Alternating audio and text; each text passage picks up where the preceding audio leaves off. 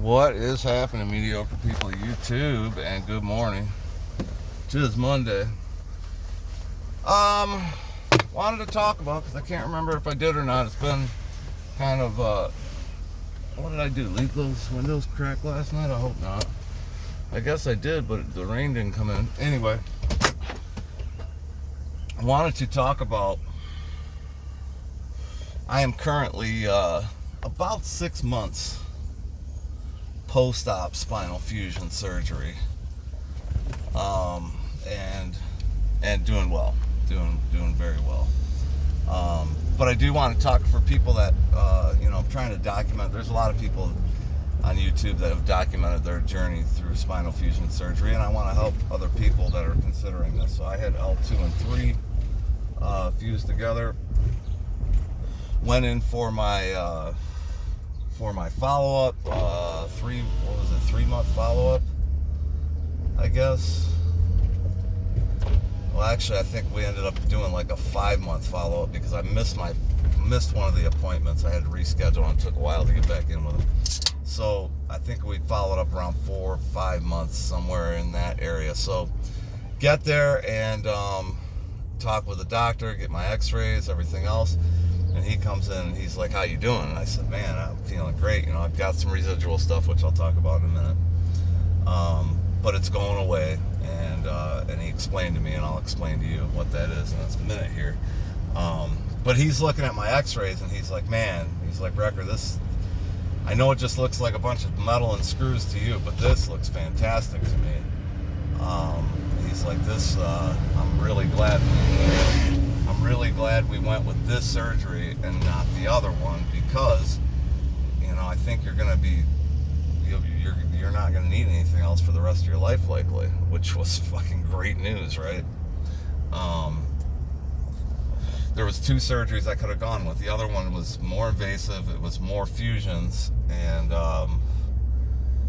could have gone with that one. The reason I chose to go with this one, because I did say to him, why wouldn't I just jump in with both feet and do the big one? And he explained to me that, there's a pretty good chance that this less invasive surgery is going to work for you, and it may be the last surgery you need. And I said, "And if it's not?" And he said, "Well, then there's always another surgery." And I said, "See, that's the thing, is I don't want to do another surgery. I want to do one and done." And he said, "Well, it is up to you. We can do either one." So in the end, I decided to go with the less invasive one, and I'm glad I did. So it was L2 and 3, 2 incisions, one on either side of my spine, one in my side, to go in to remove the disc. You guys saw how that went when I was first recovering, and very quickly, it felt really good very quickly. Still recovering today, even now, still recovering. Although it's not like the first thing I think about when I wake up in the morning anymore. I think about it later in the day, and I did explain this to him. I said, the muscles in my lower back, basically like right above my butt, they get fatigued, and I wouldn't say it's painful. They're tired. It's like when you work out too much and your body's just finally had enough, and you're just like, "That's it. That's my last rep." I get that feeling after a certain amount of time in the day, and I can still keep going without any pain, other than those muscles are tired. And he explained to me that that's, all the muscles are growing back together, everything's stretching again, and I knew that, a couple months ago. I could feel that happening. So, he's like, keep walking, keep strengthening your core as much as you can, any chance you get. He said, "You're a lucky man, because, you're physically you've taken care of yourself. You're in pretty good shape for your age. You're in very good shape in comparison to a lot of people that come in, especially people who've had back issues, people gain tons of weight because of back issues and stuff like that. And then other people just don't take care of themselves. And there's a lot of people who just, there's a lot of men especially, they get into their late 30s and they just let go of themselves. They just become this big fat mass, been to a gym, you know, like a regular workout, like a 2-3 days a week or even 1 day a week for a long time. I played hockey for a long time, and he told me, he goes, you know, you have a naturally, you're not, you know, maybe not naturally, but I have a very strong core to start out with. He said you're a strong guy to start out with, which, you know, gives you an advantage in this realm. And so I've been fortunate with that. Although I don't care how strong you are, surgery, and you're going to have to go through the recovery of it, and that's all there is to it. So one of the residual effects that I have is like on my left leg, and we knew this would happen. He told me, he goes, your left leg's going to feel really heavy. It's going to take a while.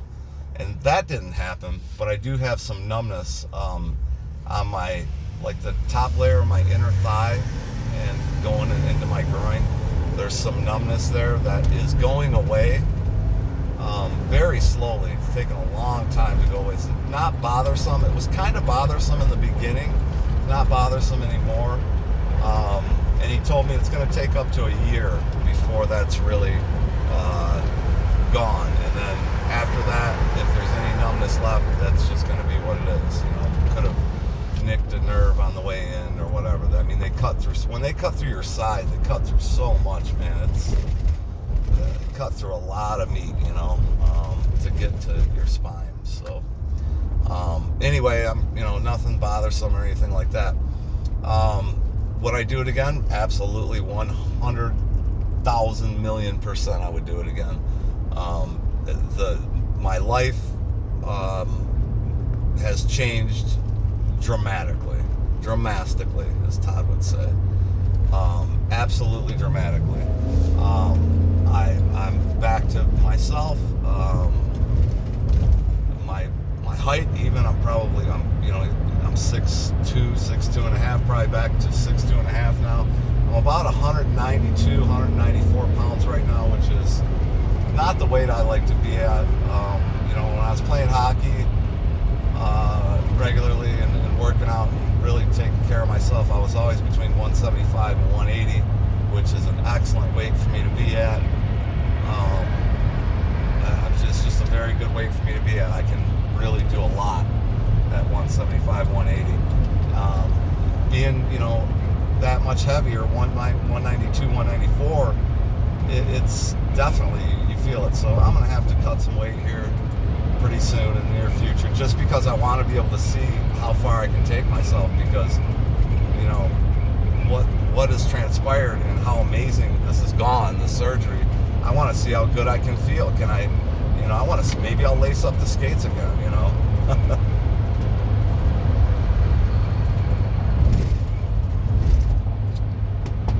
I don't think I'll be playing any for real hockey. Maybe, I don't know. But it'd be cool to play a game, you know, with guys my age. You know, that'd be kind of cool. You know, back then, you know, like I said before, I love Bobby Probert, Joey Koser. Those are my, you know, heroes on the ice. I want to be just like them. I can remember those guys talking about taking boxing lessons to become better fighters. And, you know, soon enough, I'm like, Mom, Dad, I got to take boxing lessons. You know, what are you going to take boxing lessons? I got to become a better fighter on the ice, you know, which I did. That's how we learned how to, you know, you never punch anyone in the face or any, whatever kind of body shot. Whatever. I mean, you don't just punch somebody in the face. You know, you punch, when you go to punch somebody, you want to punch through their face, through the back of their head. You know, and that's how I threw my entire body into it, like Joey Koser. I love the way he fought, and I try to model it every chance I got. Back then, you know, it was a different, we played a different type of hockey, even in pickup. You know, it was just different. You know, I was out there, and you know, many times in pickup hockey, you don't know a lot of the guys, so they don't know that I'm out there to do what I do. But then you run into other guys that you've played with before, and they know that, hey, look, you know, if I'm out on the ice, there's a reason. You know, one of the roles that I play on the ice is to, you know, don't beat up on the little guy, man, because I'm gonna be right behind you. Fortunately for me, I found out, you know, that I've always had really, really excellent eye-hand coordination, and that till this day, when I fire a pistol, I'm just firing it. You know, I don't need the sight that much, as I just, you know, need to go with my gut, and I can hit the targets. Always had that type of eye-hand coordination, so, you know, lo and behold, I could hit anything with a hockey stick, with a puck.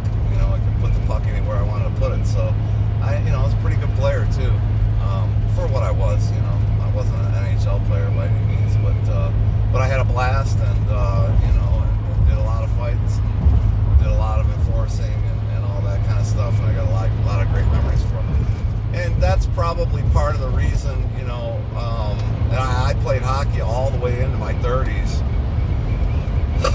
pretty regularly. So that's probably part of the reason, you know, I've been able to, you know, keep in relatively good shape. And I do pay attention, you know, to the things I eat. And we were just talking about that the other day, about eating cleaner than we're eating. And that's really what I need to do right now if I want to cut some weight, is start eating cleaner than I have been, which we eat well. I mean, we always eat really well. We don't eat crap. Rarely do we have like fast food, forget it, or any type of food ordered from anywhere other than pizza. You know, order a pizza once in a while, but outside of that, we don't, you know, you don't want to eat any of that shit, man. You just don't want to. There's so many things in the store you don't want to eat. Anything, you know, any of that bagged salad stuff, don't eat that, man. You don't want to eat that, trust me. And my significant other, I've told her, you know, like, hey, you don't want to eat that. And she trusts me, and she's like, okay. she doesn't want to know why, because it's, you know, she's like, I don't want to know why, because it's already gross enough, right? But yeah, there's just so much stuff you don't want to eat. And not that I tell her what she can and can't eat. I just, you know, she's asked me to warn her, you know, if I'm gonna eat something that's really funky, please let me know beforehand.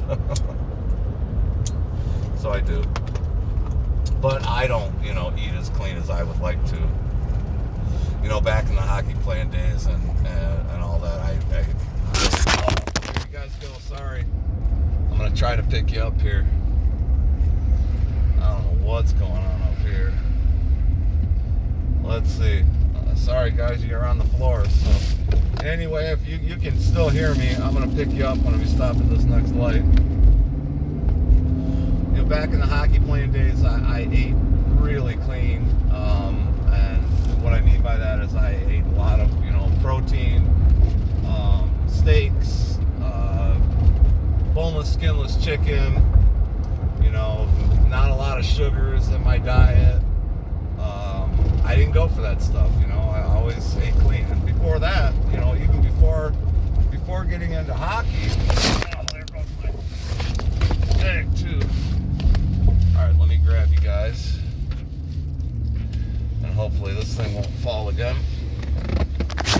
So, sorry about all this. So even before I was playing hockey, you know, regularly, you know, I got into powerlifting as a kid, as a young kid. I was hitting the weights as a very young kid, 9-10 years old. My brother got a bench press for Christmas and weights, and it lasted him about 5 minutes, and I took over from there. And just something I always liked doing. So I've always managed to keep in shape, and that's definitely helped me in this spinal fusion journey. So says my doctor, right? I mean, if you ask me, I don't feel like I'm in the best shape. I'm getting in better and better shape as the months pass by. You know, as the days pass by in this recovery, I'm getting in better shape as well. Now, one thing I do want to mention to you guys is that I did use, during the first 3 months of recovery, which is the most crucial, first 3 months after spinal fusion surgery, I did use HGH, human growth hormone, not in really super high levels, but I was using enough to help the fusion. If you don't know about human growth hormone and spinal fusion surgery, look into it. Human growth hormone works really well for spinal fusion surgery and other surgeries of the spine. It's almost impossible to get, so you got to get it. You got to do what you got to do to get it. But so I used it for the first 3 months, and then after that I stopped using. I haven't used any growth hormone since, for another 3 months now. So I do use testosterone, just enough to pop my levels up a little bit. It's prescribed by my doctor. And my testosterone levels were good, and we agreed that they were good for my age. However, they were probably much higher, 10 years ago. Not that I'm really trying to get them that high, but, look, as you get older, your body stops producing as much testosterone as it used to. And as for a man, it makes a big difference.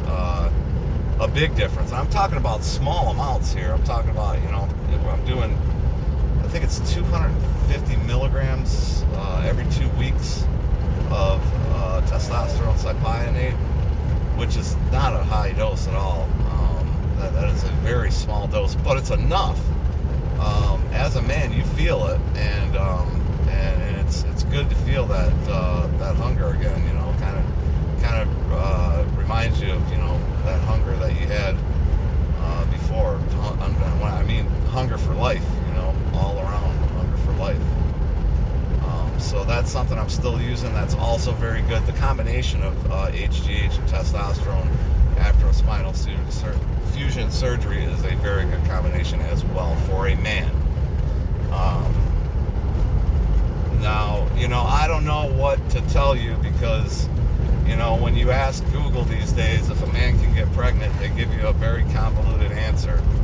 And they give basically the answer is yes. Google says, yes, a man can get pregnant. This gender shit, and, look, there are only two, male and female. Do you think a male deer identifies as a female deer? Do you think a female deer identifies as a male deer? Dude, no. Listen, there's only two, male and female, in all species. Male and female. Marijuana plants, male and female. Plant life to human life to animal life, animal kingdom life, there's two genders, right? So, and I'm not going to debate, gender is this and that. No, it's not. Sex and gender are basically the same thing. And I know fat fuck Dave likes to say that gender is up for debate. Well, maybe it is for him. But, when you live with TDS and all that other stuff, you have poor judgment, and poor judgment you will continue to have. So anyway, I say that for a man because I don't know what the best course for a woman is after spinal fusion surgery. I have no idea. You'd have to, I'm sure HGH is still very good for a woman, but I have no idea. I looked into my own situation and that was it. So the pain I went in for is gone. I'm no longer in pain at all. At all. And I mean, it is a miracle, and I thank Christ every single day. We can sing my doctor's praises, and we should, but that man is blessed with the Holy Spirit in his hands for him to be able to do what he does for people. It really, honestly, gets me emotional for him to be able to, because he does not have to work. My understanding is that he sold some type of spinal surgical tool to a big conglomerate for like over $100 million, and that was like 10 years ago. So the man he's not working for money, right? He's doing this because he wants to help people, and help people he is. So God bless him. And so that's where I'm at. 6 months post-op spinal fusion surgery, feeling really good. And again, now I'm at that point where I want to see how far I can take myself. I want to see, I want to see if I can get back down to my hockey playing weight. I want to lace up the skates, see how it feels. I mean, after 1 year, and really after 6 months, but really I think for somebody my age, it'd probably be best to wait 1 year.